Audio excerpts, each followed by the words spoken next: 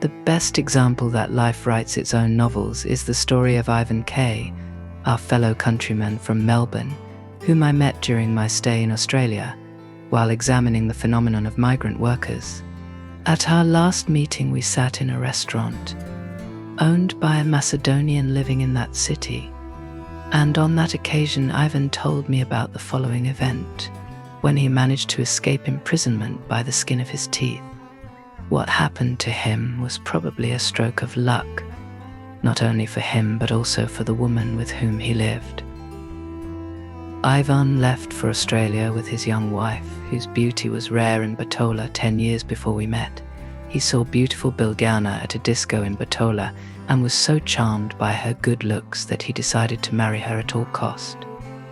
It was not easy for him, but when she learned that Ivan was preparing to move to Australia, she decided to join him. They soon were married, and the newlyweds started packing their suitcases. On the day they left, they were seen off at the railway station by many people, including their parents, but most numerous were the boys from her neighborhood. All of them were in love with Biljana, which was yet another confirmation of her charm and loveliness. It was obvious that Ivan was the only one who was lucky to have her, although he came from another neighborhood in Bitola. But no one could escape their fate. They were welcomed in Melbourne by Ivan's friend, who helped them rent a flat, and soon he found Ivan a job as an auto mechanic, and the young couple started a new chapter of their journey in this faraway country. Biljana wasn't eager to find a job during the first several years because Ivan was earning a lot. Also, they wanted to start a family. This wasn't easy, and year by year they were running out of patience. In order to lessen this uncertainty, Biljana started to look for a way to get pregnant faster, and she found it with one of their neighbors, a Macedonian, who didn't hide his interest in her. So his platonic love became a reality after some time, and Biljana and Petar melted into each other's embrace. Their meetings were planned with caution and care, but it didn't go unnoticed by sharp-eyed Ivan, who had already devised a plan to catch his beautiful wife and her lover.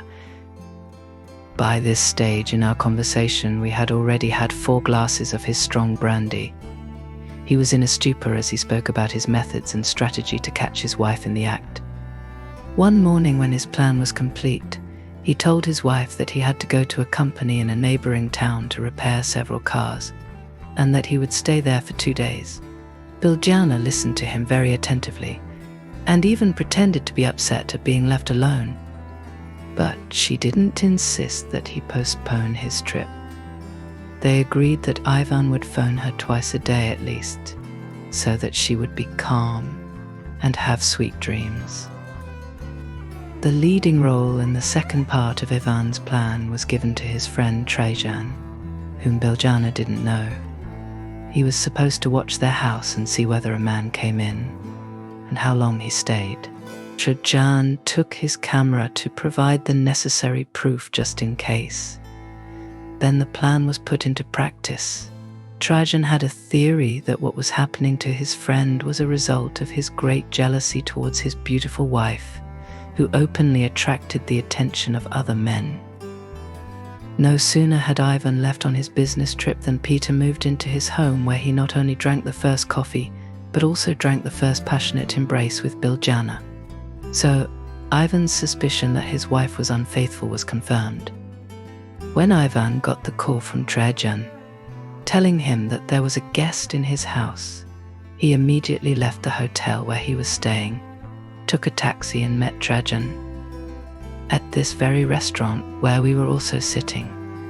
Ivan hatched a plot with Trajan against Biljana and Petar, omitting the following episode which he experienced while he drove in the taxi.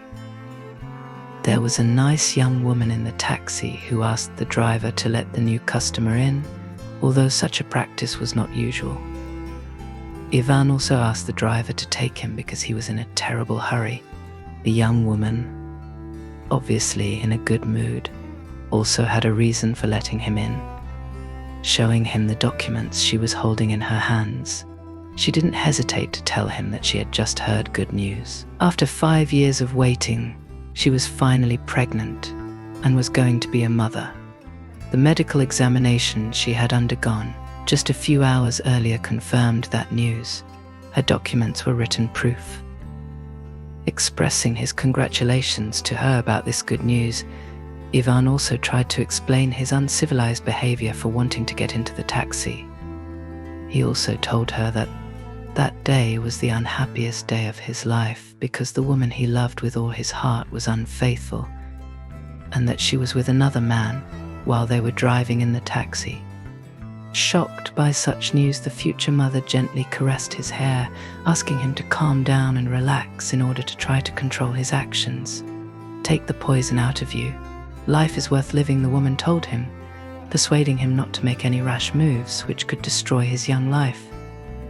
At the next intersection, Ivan got out of the taxi, expressing his thanks to the unknown woman for her understanding. Soon he was home in his bedroom, where he was dumbstruck by what he saw, leaving him breathless.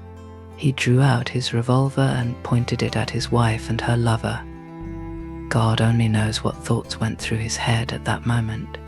Fortunately, however, no part of that scene was as powerful as his encounter with the young woman in the taxi and her words that there was nothing in the world more valuable than life itself.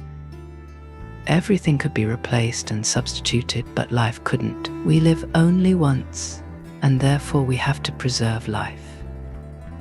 His hand with the revolver kept hanging in the air because at that moment Ivan decided to choose to protect and preserve his own life, not to destroy the life of his unfaithful wife.